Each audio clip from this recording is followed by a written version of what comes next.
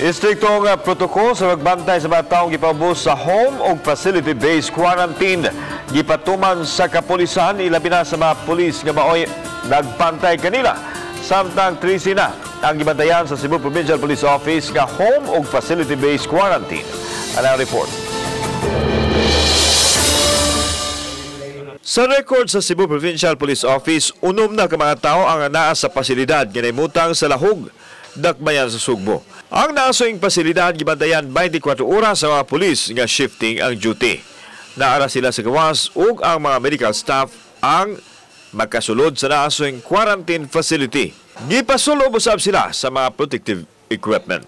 Samtang sa pasilidad sa Mandawi City, 7 ka mga tao ang naka-quarantine nga gibantayan usab sa kapulisan. Sa protocol, we are the one securing this area. Sa labas kami and we have doctors na ibinigay ang provincial government to monitor yung nandun sa loob.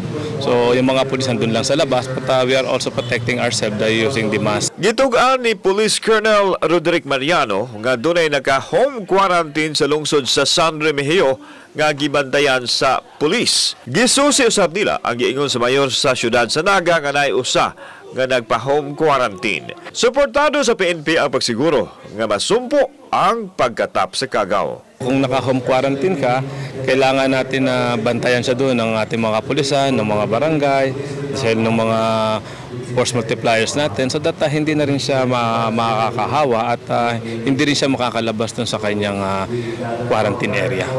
Kauban si Godfrey Lian, ako si Alan Domingo. Balitang Bisdak.